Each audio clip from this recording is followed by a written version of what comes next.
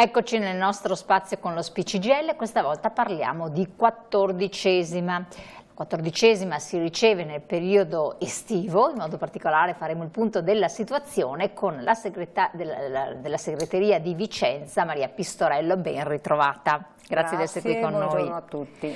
Allora, buonasera. Arriva la 14ª, quando è che arriva e che cos'è sostanzialmente? Per chi è? Perché non tutti pensino di giovare di questo beneficio, per carità, non sono persone molto benestanti, vero? Quelli che possono giovarne. Sì, perché la 14ª viene data ai pensionati che hanno al massimo 1.200 euro di pensioni lorde, di pensione lorda mensile, ma siccome so che è molto importante dire invece a chi ci ascolta qual è il netto, e allora 1.200 euro lorde di pensione mensile corrispondono a 1.030 euro netti. Quindi sempre bravissima, che precisa questo e aiuta i nostri telespettatori. Sì, perché poi quindi alla fine sui 1.000 euro circa, ecco, poco più 14... di 1.000 euro mensili danno diritto ad avere la 14ª mensilità, che viene pagata proprio con la mensilità di luglio. Quindi il 1° luglio i pensionati e le pensionate su quanto gli è dovuto si troveranno anche il pagamento della 14ª. Il reddito a cui vediamo fare... la slide, infatti, sì, per capire di che cosa si tratta. Cominciamo un po' con calma, esattamente. Intanto ricordiamo come sono nate. La 14ª è nata dal fatto di dare un risarcimento ai pensionati, perché il sistema di rivalutazione della pensione, così come è messo in essere, non garantisce le pensioni nel tempo dalla perdita del loro potere d'acquisto. Quindi ricordo che è stato introdotto da una legge dell'agosto del 2007, che poi è entrata in vigore nel 2008, quindi la 14ª viene pagata dal 1° luglio del 2008. Successivamente, grazie all'impegno dei sindacati, in particolare il nostro, il sindacato pensionati CGIL, è stata estesa la platea dei beneficiari ed è stato aumentato l'importo. Mentre prima si faceva riferimento alle pensioni che all'epoca erano una volta e mezza il trattamento minimo, all'epoca erano circa 750 euro mensili, adesso grazie insomma a questa rivendicazione fatta dal nostro sindacato, tra gli altri, si è arrivati a dare la 14ª fino a 2 volte il trattamento minimo, che quest'anno, lo ricordo ancora una volta, è per coloro che prendono 1.030 euro mensili netti. Naturalmente non devono avere altri redditi aggiuntivi, il reddito deve essere soltanto quello. Ma si parla di ISEE oppure no? No, si parla di reddito, non di ISEE, si parla di reddito. E 64esimo anno di età? Allora sì, esatto.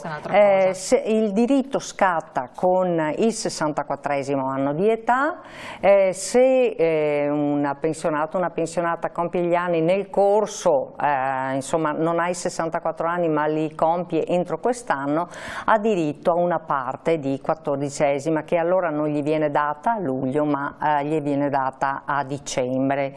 Cioè una parte vuol dire che comunque non la riceverà tutta? No, perché scatta da quando compie i 64 anni, quindi se li compie a giugno avrà diritto a metà 14ª. Se possiamo andare avanti. Vediamo la slide successiva, infatti. Sì, la slide successiva, così ci possono seguire anche meglio. Ecco, anche coloro che hanno la pensione di reversibilità possono avere diritto alla 14ª. In questo caso i contributi da tenere in considerazione, parliamo di contributi perché dopo nella tabella dopo vedremo che l'importo della 14ª varia secondo quanti anni di contributi si hanno, e per chi ha la pensione di reversibilità i contributi vengono considerati calcolati al 60%. Possiamo vedere già la diapositiva successiva, la slide successiva. Quindi anche a chi ha la pensione di reversibilità, certamente, questo è importante. Spetta anche a loro. Allora, il pagamento viene effettuato d'ufficio sulla base dei redditi degli anni precedenti. Quindi non deve essere richiesta. Sì, attenzione però, perché noi ci occupiamo anche di cosiddetti diritti inespressi, cioè aumenti di pensione che il sindacato matura nel tempo, il pensionato matura nel tempo, ma che l'INPS non ti riconosce automaticamente, ma ti vengono pagati solo se tu fai una specifica domanda.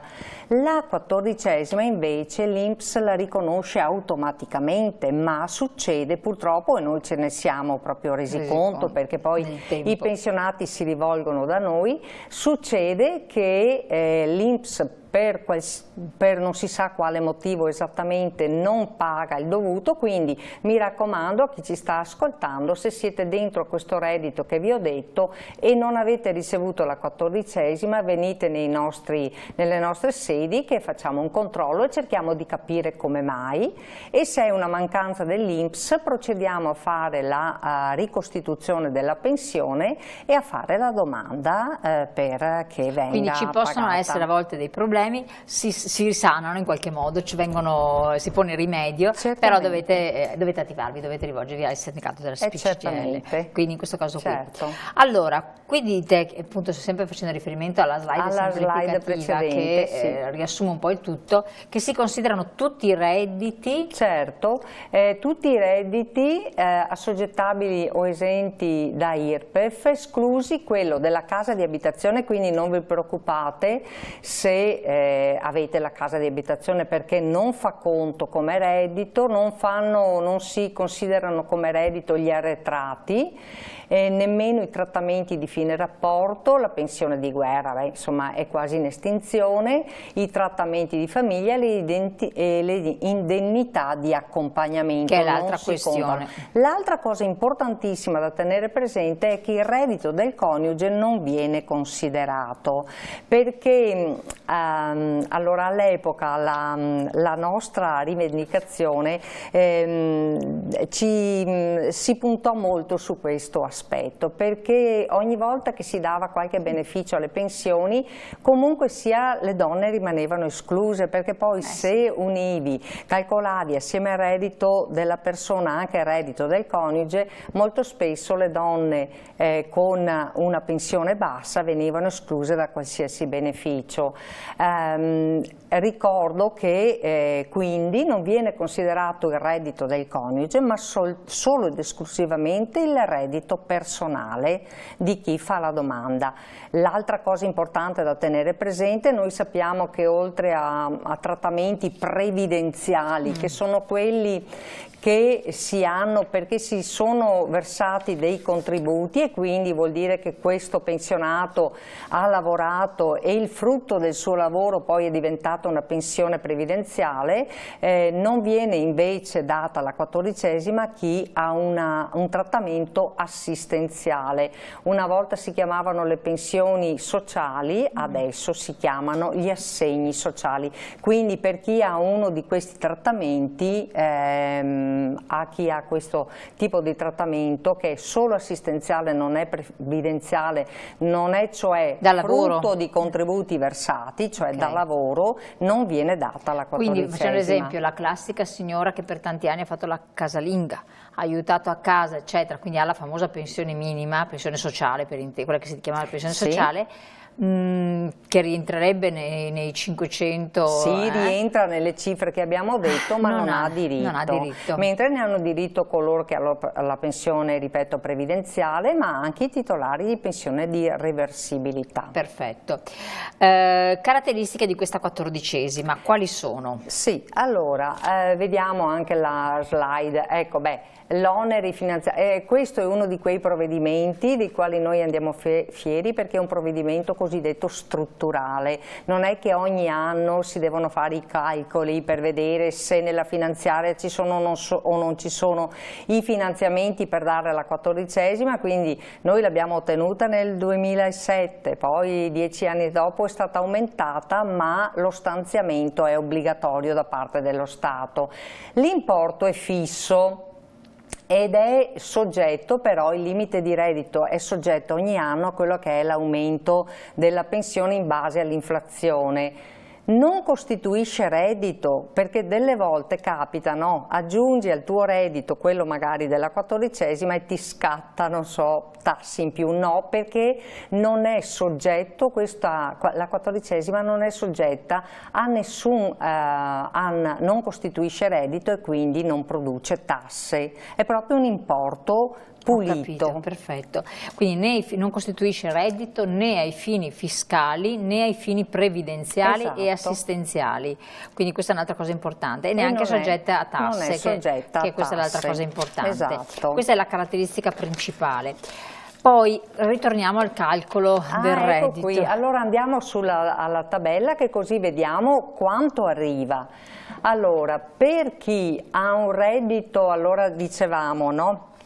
Un reddito fino a 800, guardate, io ho fatto il calcolo,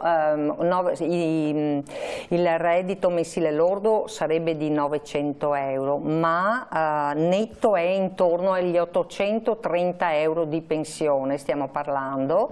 Può variare l'importo della 14ª da 437 euro o fino a 655. Perché?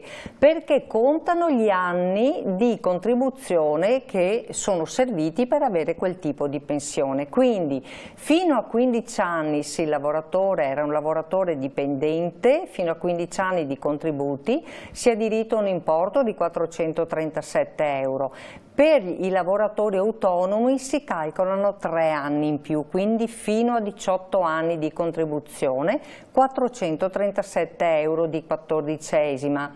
Dai 15 anni ai 25 anni di contribuzione per quanto riguarda gli ex lavoratori dipendenti, 546 euro, e invece sempre per i lavoratori autonomi i 3 anni in più, dai 18 ai 28 anni di contribuzione.